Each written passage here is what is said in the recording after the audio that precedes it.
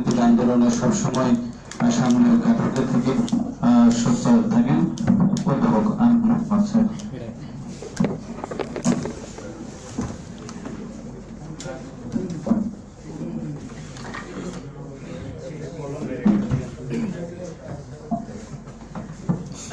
ধন্যবাদ আলমগীর। বাপা এবং ক্যাব আয়োজিত এই আলোচনা সভা খুবই সময়ের দিক থেকে খুবই গুরুত্বপূর্ণ এবং এই সময় কিছু কারণে গুরুত্বপূর্ণ। একটা তো আন্তর্জাতিক পরিস্থিতি আপনি জানেন, আরেকটা হচ্ছে একটা নতুন সরকার ক্ষমতায় আসছে, সুতরাং তাদের কাছে জনগণের দিক থেকে বক্তব্যটা উপস্থিত করা দরকার। তাদের জন্য এটা একটা পরীক্ষা যে তারা জনস্বার্থ রক্ষা করবে নাকি দেশি বিদেশি লুণ্ঠনকারী কর্পোরেট স্বার্থ রক্ষা করবে। সেই পরীক্ষায় তাদেরকে তাদের উপস্থিতি, তাদের ভূমিকা নিশ্চিত করার জন্য আমাদের বক্তব্য পরিষ্কার। আপনারা জানেন যে, এবং আজকের আলোচনাতেও এসছে যে বিশ্ব একটা এক ধরনের সাম্রাজ্যবাদ তো বটেই, তাদের একটা মাস্তানতন্ত্র আমরা দেখতে পাচ্ছি। মানে কোনো আইন নাই, জাতিসংঘ নাই, কোনো মানবাধিকার বলে কিছু নাই, কোনো সত্য মিথ্যা ন্যায় অন্যায় বলে কিছু নাই। যা খুশি মতো খুন করা, দখল করা, এটা গর্বের সঙ্গে বলে আরেক দেশের উপরে হামলা, এই যে যুক্তরাষ্ট্র এবং ইসরায়েল যৌথভাবে যে হামলা, তার কারণে সারা বিশ্বই একটা ভয়ঙ্কর রকম অনিশ্চয়তার মতো পড়েছে। এবং দুর্বল দেশ হিসেবে বাংলাদেশের জন্য এটা আরো বেশি বিপদ। তো সেই বিপদের অনেকগুলো বিপদ আছে। প্রবাসী শ্রমিক কিংবা আমাদের প্রবাসী আয়, সেটা একটা বিপদ। জ্বালানি খাতটা হচ্ছে আরেকটা বিপদের জায়গা। কর্মসংস্থান থেকে শুরু করে অনেক কিছু, আমাদের জিনিসপত্রের দাম, অর্থনীতির মধ্যে বিভিন্ন ধরনের সমস্যা তৈরি হবে। তো এই সমস্যাটা, ধরেন জ্বালানি ক্ষেত্রের কথা যদি আমরা বলি, এই সমস্যাটা অনিবার্য ছিল না। মানে যুদ্ধ হলেই আমাদের জ্বালানি খাত কিংবা বিদ্যুৎ কেন বিপদের মধ্যে পড়বে, এটা তো অনিবার্য ছিল না। এই পরিস্থিতিটা তৈরি হয়েছে গত সরকারগুলোর ভূমিকার কারণে। গত সরকারগুলো একের পর এক এই দেশি বিদেশি নিজেদের স্বার্থ এবং লুণ্ঠন এগুলোর পক্ষে বিভিন্ন ধরনের চুক্তি এবং নীতি গ্রহণের কারণে আজকে এই পরিস্থিতিটা তৈরি হয়েছে। পরিস্থিতিটা কি? পরিস্থিতি হচ্ছে একটা আমদানি নির্ভর, ঋণ নির্ভর এবং বিদেশি কোম্পানি নির্ভর জ্বালানি ও বিদ্যুৎ খাত। তার মধ্যে আমদানি নির্ভরতা সাংঘাতিক রকম বেড়েছে, ঋণ নির্ভরতা সবই একের পর এক ঋণ নিয়ে বিভিন্ন প্রকল্প করা হয়েছে এবং বিদেশি কোম্পানি এখানে ডমিনেট করছে। এই পরিস্থিতির কারণে এখন ধরেন যদি আমদানি নির্ভরতা না থাকতো, ঋণ নির্ভরতা না থাকতো, তাহলে এই যুদ্ধ হলেও আমাদের জ্বালানি খাত, বিদ্যুৎ খাতে কোনো সমস্যা হতো না। সমস্যাটা হচ্ছে কারণ পুরোপুরি আমদানি। আপনি আজকে আমাদের যে জ্বালানির কথা, যেটা আমাদের পেট্রোবাংলার প্রাক্তন চেয়ারম্যান সাহেব বলেছেন, তার উৎস তো একটা তার যে জ্বালানি সেটা হচ্ছে প্রধান। সেটা যদি আমদানি করতে হয়, সারাক্ষণ আমদানি নির্ভরতা থাকতে হয়, তাহলে সেইটার উঠানামা এবং যে কোনো দেশ যদি জ্বালানি নিরাপত্তা নিশ্চিত করতে চায়, এই আমদানি নির্ভরতা থেকে তার বের হওয়ার চেষ্টা করে, যদি তার উপায় থাকে। বাংলাদেশের জন্য উপায়টা ছিল, সেই উপায়টাকে নষ্ট করে শুধুমাত্র কিছু গোষ্ঠীর স্বার্থে এই আমদানি নির্ভরতা তৈরি হয়েছে। গত সরকারের সময়ে, গত হাসিনা সরকারের সময় 15 বছরে, তারও আগে আমাদের তেল গ্যাস খনিজ সম্পদ বিদ্যুৎ বন্দর রক্ষা জাতীয় কমিটির নামটা এসছে, কথাটা এসছে, আন্দোলনের কথা এসছে। সেই জাতীয় কমিটি গঠন হয়েছিল প্রায় 30 বছর আগে। সেই 30 বছর আগে থেকে আমরা কয়েকটা কথার উপরে গুরুত্ব দিচ্ছিলাম জাতীয় কমিটির পক্ষ থেকে। কয়েকটা বিষয়, যে বিষয়গুলো বাংলাদেশের জ্বালানি নিরাপত্তা শুধু নয়, অর্থনৈতিক নিরাপত্তা, রাজনৈতিক স্বাধীনতা, সার্বভৌমত্বের জন্য গুরুত্বপূর্ণ। তার মধ্যে একটা হচ্ছে আমাদের সকল খনিজ সম্পদের উপরে শতভাগ মালিকানা, জনগণের মালিকানা থাকবে। এটা অন্য কোনো কোম্পানি কিংবা কোনো গোষ্ঠীর মালিকানা যেতে পারবে না, এটা জাতীয় মালিকানার মধ্যে থাকতে হবে। শতভাগ খনিজ সম্পদের উপর শতভাগ মালিকানা, এটা হচ্ছে একটা প্রধান দাবি ছিল। দ্বিতীয় দাবি ছিল খনিজ সম্পদ রপ্তানি নিষিদ্ধ করা। কোনো খনিজ সম্পদ আমাদের শতভাগ আমাদের নিজেদের কাজে ব্যবহার করতে হবে, এটা কোনো কোম্পানির স্বার্থে বা দলীয় স্বার্থে, গোষ্ঠীগত স্বার্থে রপ্তানি করা যাবে। তাহলে রপ্তানি না করলে তাহলে কিভাবে ব্যবহার হবে, সেটার জন্য তৃতীয় দাবিটা ছিল জাতীয় সক্ষমতা। জাতীয় সক্ষমতা তৈরি করতে হবে, প্রতিষ্ঠান তৈরি করতে হবে, যাতে দেশের মধ্যে এই যে আমাদের শত শত বিশ্ববিদ্যালয় আছে, আমাদের বিশাল একটা তরুণ সমাজ আছে, তারা করতে পারে না, এগুলো কাজ করতে পারবে না, পারবে, খুবই পারবে যদি তাদের সুযোগ দেওয়া হয়, সেই প্রতিষ্ঠানগুলো যদি তৈরি করা হয়, জাতীয় সক্ষমতা যদি তৈরি করা হয়, সেটা আমাদের 30 বছর ধরে এগুলো বলে আসছে। এবং চতুর্থত হচ্ছে যে সুলভ এবং পরিবেশ বান্ধব জ্বালানি ও বিদ্যুৎ ক্ষেত্রটা তৈরি করা। তো সেটা তৈরি করতে গেলে জাতীয় সক্ষমতা লাগবে, সেটা তৈরি করতে গেলে একটা শতভাগ মালিকানা লাগবে। তার মানে এটা 4টা দাবিটাই ছিল পরস্পর সম্পর্কিত। এবং সেই দাবির অংশ হিসেবে আমাদের এই যে গ্যাস রপ্তানির বিরুদ্ধে আন্দোলন হয়েছিল, এবং সেই আন্দোলন যদি সফল না হতো, আজকে বাংলাদেশে যে এই যে ভয়ঙ্কর রকম নির্ভরশীলতা, আমদানি নির্ভরতা, এটা আরো অনেক বেশি থাকে। এই গ্যাস চলে যেত এবং আমাদের শিল্প কলকারখানা এখন যে কটা চলে সেটাও চলতে পারতো না, বিদ্যুতের দাম অনেক বেশি বাড়তো, গ্যাসের বদলে আমাদের তেল আমদানির উপরে নির্ভরশীলতা অনেক বেশি থাকে। এটা ভয়ঙ্কর পরিস্থিতি তৈরি হয়। সেটা জনগণের আন্দোলনের মধ্যে দিয়ে সফল হয়েছিল। ফুলবাড়ি আন্দোলনও এই দৃষ্টিভঙ্গি থেকে এসেছিল যে আপনি প্রাণ বিনাশী কিংবা বিদেশি কোম্পানি নির্ভর এবং রপ্তানিমুখী কোনো চুক্তি চলবে না। এবং সেই কারণে ফুলবাড়ি মানুষ জীবন দিয়ে আন্দোলন সফল করেছিলেন। তার ফলে একটা ভয়ঙ্কর ধ্বংসযজ্ঞ এবং বিপদ থেকে আমরা রক্ষা পেয়েছি।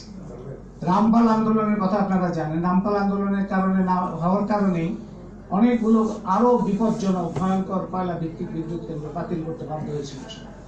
যদিও রামপাল এখনো আছে, কিন্তু এগুলি যে আন্দোলনটা যে কতটা সঠিক এবং ন্যায্য ছিল, এটা প্রমাণিত হচ্ছে যে এই কয়লা ভিত্তিক বিদ্যুৎ কেন্দ্রগুলোর অবস্থা দেখে।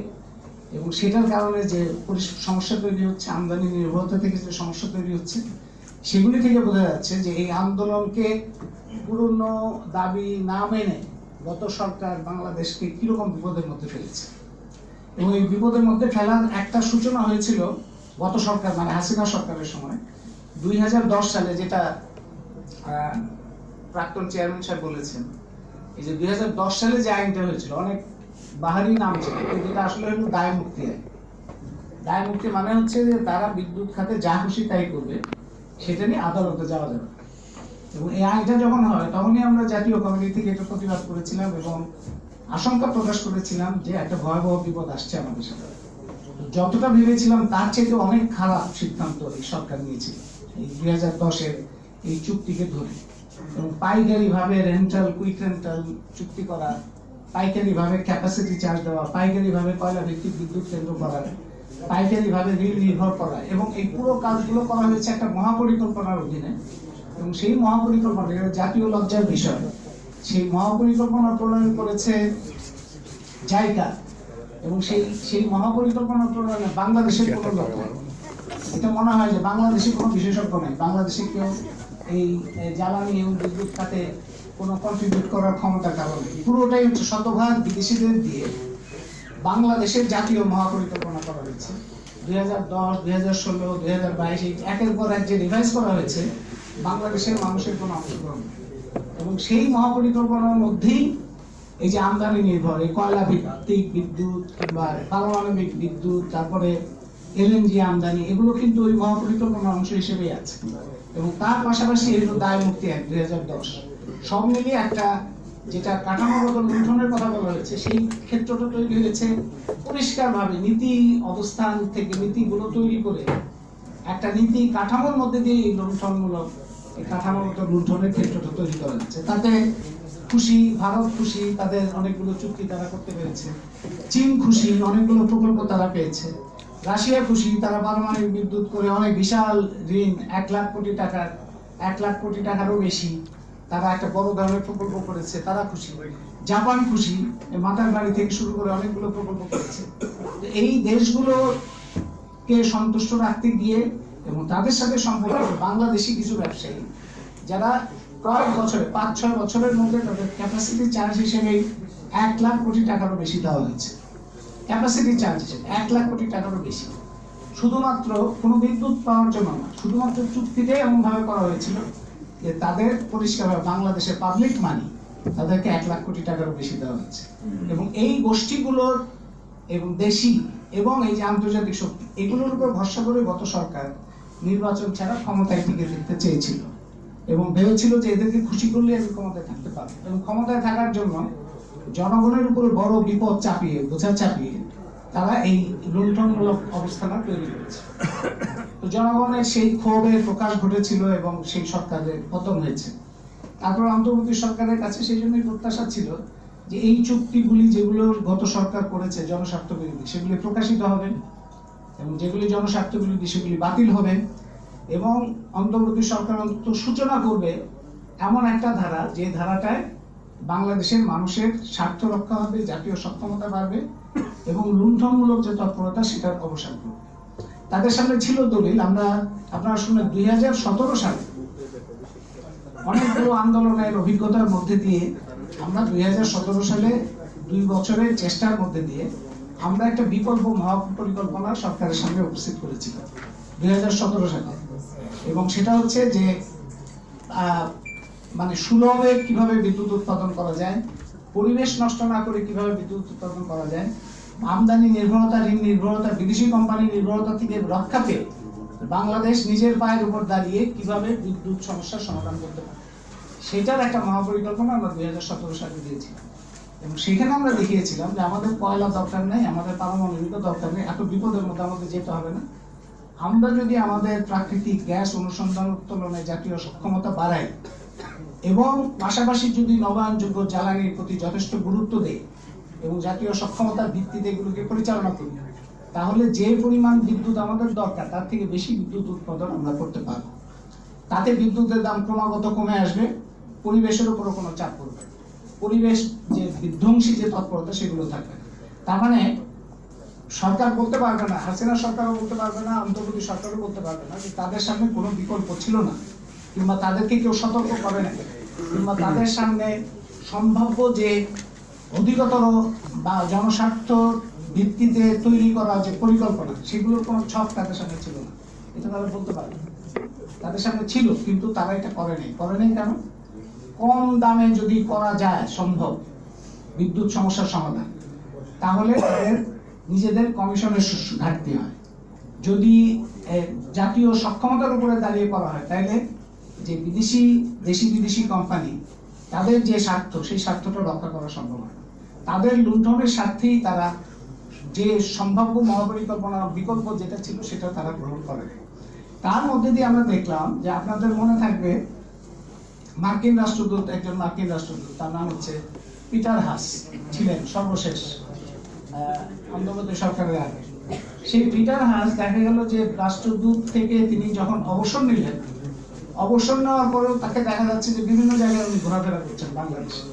কি কারণে ঘোরাফেরা করছেন? হাসিনা আমলে দেখা গেল যে তিনি তখন রাষ্ট্রদূত থেকে বের হয়ে তিনি একটা তেল কোম্পানির কনসালটেন্ট হিসেবে, লবিস্ট হিসেবে বাংলাদেশে ঘোরাফেরা করছেন। এবং সেই সময় শেখ হাসিনার সাথেও তার মিটিং হয়েছিল, এবং তখন পত্রপত্রিকায় খবর এসেছিল বাংলাদেশের সমুদ্রের ব্লকগুলো, অফশোর ব্লক, তেল গ্যাস অনুসন্ধানের জন্য এই ব্লকগুলো, সবগুলো ব্লক, 15টা ব্লক মার্কিন কোম্পানিকে দেওয়ার জন্য তিনি তেল দরকার করছেন। এবং সেটার জন্য প্রোডাকশন শেয়ারিং কন্ট্রাক্ট, উৎপাদন অংশীদারি চুক্তি রিভাইজ করা হচ্ছে, এবং শেখ হাসিনা সরকার নীতিগতভাবে সম্মত হয়ে ওই যে পিএসসি, সেই পিএসসিটা রিভাইজ করছে। এটা কিন্তু পত্রপত্রিকায় খবর হয়েছিল। তারপরে তো শেখ হাসিনা থাকলেন না, কিন্তু শেখ হাসিনা না থাকলেও স্থায়ী সরকারের যে কাঠামো আছে বাংলাদেশে, আমলাতন্ত্র, ব্যবসায়ী এবং সাম্রাজ্যবাদী সংস্থা, তারা তো আছে। সুতরাং ওই ধারাবাহিকতা চলল, এবং একটা ছবি সচিত্র প্রতিবেদন পত্রিকায় প্রকাশিত হলো পিটার হাসের সাথে মোহাম্মদ ইউনূসের বৈঠক, এবং পিটার হাস মোহাম্মদ ইউনূসের সাথে বৈঠক করে ওই চুক্তিগুলোকে আবার বাস্তবায়ন করার জন্য চেষ্টা করতে থাকে। এবং একটা চুক্তি তারা সফলভাবে সম্পন্ন করলেন, সেটা হচ্ছে এলএনজি আমদানি। 1 লাখ কোটি টাকার এলএনজি আমদানি যুক্তরাষ্ট্র থেকে করা হবে, সেই চুক্তিটা পিটার হাস নিশ্চিত করলেন। এইগুলি চলতে থাকলো, এবং ইউনূস সরকারের সময় এই যে চুক্তিগুলো, যে সমস্ত চুক্তিগুলো, ভয়ঙ্কর চুক্তিগুলো, আমরা ইউনূস সরকারের সময় আমরা জনগণ প্রত্যাশা করলো যে একটা সংস্কার হবে, একটা পরিবর্তন হবে, কিন্তু দেখা গেল বন্দর নিয়ে হোক কিংবা তেল গ্যাস নিয়ে হোক, শেখ হাসিনা আমলে যেগুলো অসমাপ্ত আছে সেই সমস্ত প্রকল্প বাস্তবায়নের জন্য তাদের একটা অস্থিরতা, এবং তাড়াহুড়া হুলস্থুল করে নির্বাচনের 3 দিন আগে তারা একটা চুক্তি স্বাক্ষর করেছে। আপনারা এখন দেখছেন পল কাপুর এখনো আজকেও তো ঢাকা শহরে ঘোরাফেরা করছেন তিনি, এই যুক্তরাষ্ট্রের প্রতিনিধি। সেই পল কাপুর এসে বলছেন যে ওই যে চুক্তিটা নির্বাচনের 3 দিন আগে ইউনূস সরকার স্বাক্ষর করেছে, সেই চুক্তি বাস্তবায়নের জন্য তিনি সুপারিশ করতে এসেছেন। সুপারিশ তো না, তারা তো জোর জবরদস্তি করতে হবে। সেই চুক্তি যদি অব্যাহত থাকে সেটা কিন্তু আমাদের জ্বালানি ও বিদ্যুৎ খাতকেও ক্ষতিগ্রস্ত করবে, কারণ সেখানেও ওই আমদানি নির্ভরতা অনেক বেশি আছে এবং সেখানে পরিষ্কারভাবে আছে যে মার্কিন বিনিয়োগ যদি কোথাও থাকে সেই বিনিয়োগে সব ধরনের অনেক মানে অসম যত ধরনের সুযোগ সুবিধা সেটা দিতে হবে। এবং তারা বলছে তারা খনিজ সম্পদ জ্বালানি খাতে তারা বিনিয়োগ করবে, এবং জ্বালানি খাতে মার্কিন বিনিয়োগটা আমাদের নতুন না, আমাদের আগেও হয়েছে। এবং সেই চুক্তিতে এটাও আছে, 9 ফেব্রুয়ারি যে চুক্তি হয়েছিল সেই চুক্তিতে এটাও আছে যে বাংলাদেশ মার্কিন যুক্তরাষ্ট্র পছন্দ করে না কিংবা মার্কিন যুক্তরাষ্ট্রের স্বার্থের সাথে অসঙ্গতি হয় এইরকম কোন দেশের সাথে কোন ধরনের চুক্তি করতে পারবে না। তার পুরো হাত পা বাঁধা একটা চুক্তি করা হয়েছে।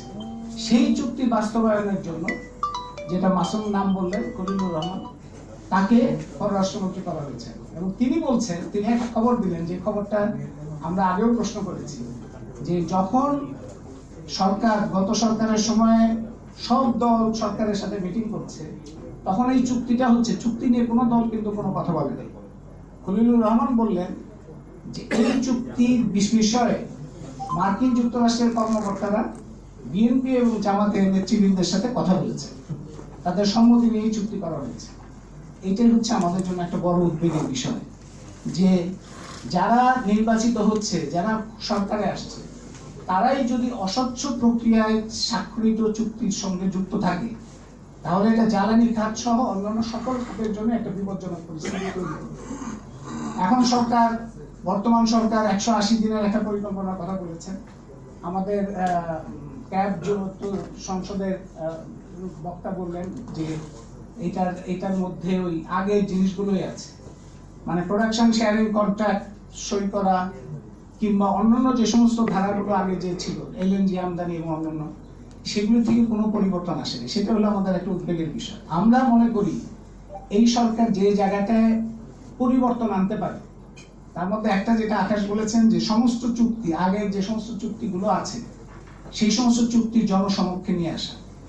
হাসিনা সরকার যে অনিয়ম করেছে, অস্বচ্ছতা করেছে, জনগণকে না জানিয়ে যে সমস্ত চুক্তি করেছে জনস্বার্থের বিরুদ্ধে, অন্তর্বর্তী সরকার জনস্বার্থের বিরুদ্ধে যে সমস্ত চুক্তি করেছে, বর্তমান নির্বাচিত সরকারের পরীক্ষা হচ্ছে যে তারা যে ভিন্ন কিংবা তারা যে নির্বাচিত সরকার, তারা যে জনপ্রতিনিধিত্ব করছে সেটা প্রমাণ করতে হলে ওই চুক্তিগুলি প্রকাশ করা তাদের দায়িত্ব, সেই চুক্তি অব্যাহত রাখা। অন্তর্বর্তী সরকারের সময় যে দায় মুক্তি আইনের কথা যেটা আমি বললাম, দায় মুক্তি আইন কিন্তু বাতিল করেছিল, বলেছে স্থগিত, কিন্তু ওইটা আপনারা এটা শিরোনাম, পত্রিকার শিরোনাম দেখলে দেখা যাবে যে এই দায় মুক্তি আইন স্থগিত করেছে সরকার, সবাই বাহবা দিল। কিন্তু ওই চুক্তির মধ্যে যে বাতিল করার মধ্যে যে ধারাটা ছিল, সেই ধারাটা হচ্ছে যে ওই চুক্তির অধীনে যে সমস্ত প্রকল্প নেওয়া হয়েছে সেই সমস্ত প্রকল্প বাতিল হয় নাই বলে ধরে নিতে হবে। মানে চুক্তি স্থগিত কিন্তু চুক্তির অধীনে যত প্রকল্প সেগুলো অব্যাহত থাকে। এই ধরনের জালিয়াতি কিংবা প্রতারণামূলক কথা সেইটা যদি অব্যাহত থাকে তাহলে চলবে না। তাইলে ওই চুক্তিগুলি প্রকাশ করা, এবং দ্বিতীয়ত আমাদের স্বল্প মেয়াদে যদি আমরা বলি যে গ্যাস অনুসন্ধান উত্তোলনের জন্য বাপেক্সকে সুযোগ দেওয়া, সবসময় এই কথাটা আসে যে আমাদের সক্ষমতা নেই, আমাদের সক্ষমতা নেই। তো আমাদের সক্ষমতা তো আকাশ থেকে করবে না, সক্ষমতা তো একটা পরিকল্পনার মধ্যে আসতো। আমরা 30 বছর ধরে আমরা জাতীয় সক্ষমতার কথা বলছি, এবং 30 বছর ধরে যত সরকার এসছে তারা জাতীয় সক্ষমতার বিরুদ্ধে বিপরীতে হেঁটেছে।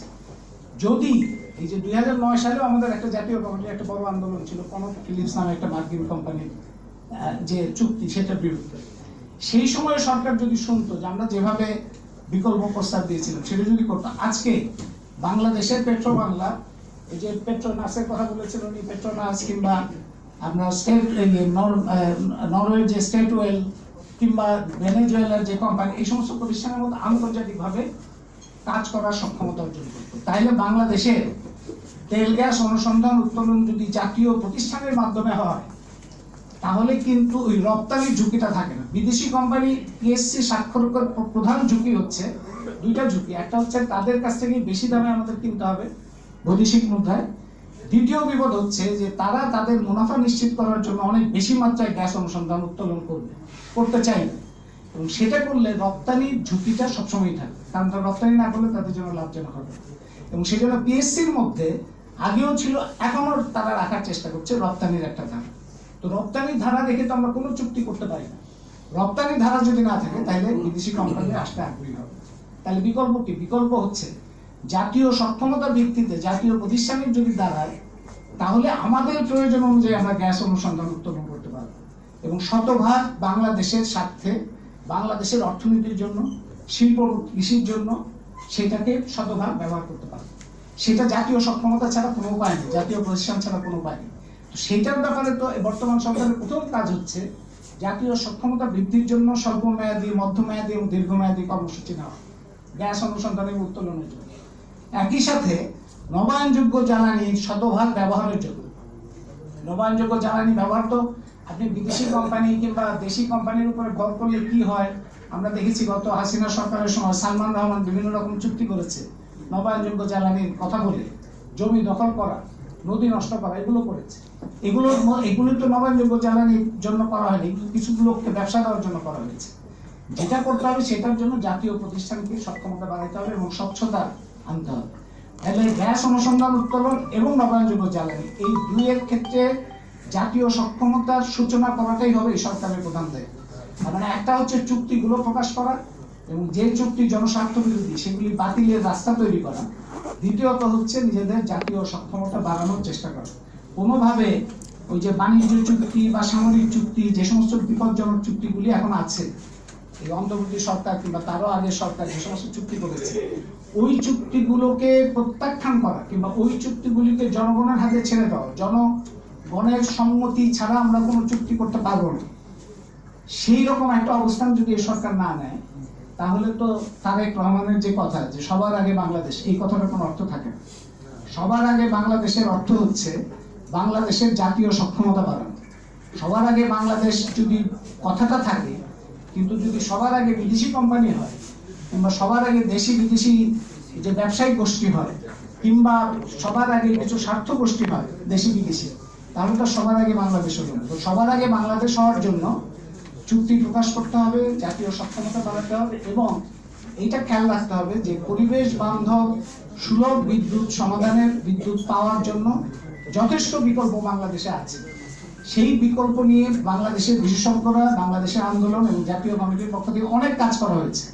সেগুলিকে গুরুত্ব সরকার যদি চায় জনস্বার্থ রক্ষা করবে এবং সবার আগে বাংলাদেশ যদি তারা সিরিয়াসলি মিন করে থাকে, তাহলে অবশ্যই জনগণের সেই আন্দোলনের মধ্যে থেকে উত্থাপিত যে দাবি সেগুলির প্রতি তারা নজর দেবে। এবং ট্যাব যুব সংসদ থেকেও যে দাবিগুলি উত্থাপন করা হয়েছে সেই দাবিগুলো তার সাথে সঙ্গতিপূর্ণ, এবং আশা করি যে ট্যাব, বাপা সহ বিভিন্ন সংগঠন, রাজনৈতিক এবং সামাজিক সংগঠন এই দাবিগুলির ভিত্তিতে একটা শক্তিশালী জনমত তৈরি করবে, যাতে সরকারের পক্ষেও সম্ভব হয়।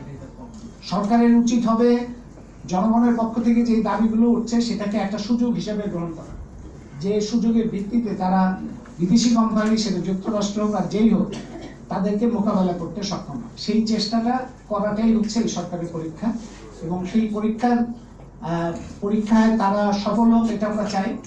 এবং আমরা চাই যে জনস্বার্থ বিরোধী সকল তৎপরতা এবং চুক্তির যে চাপের মধ্যে, বোঝার মধ্যে আমরা আছি, সেই বোঝা থেকে আমরা মুক্তি পাই। আপনাদের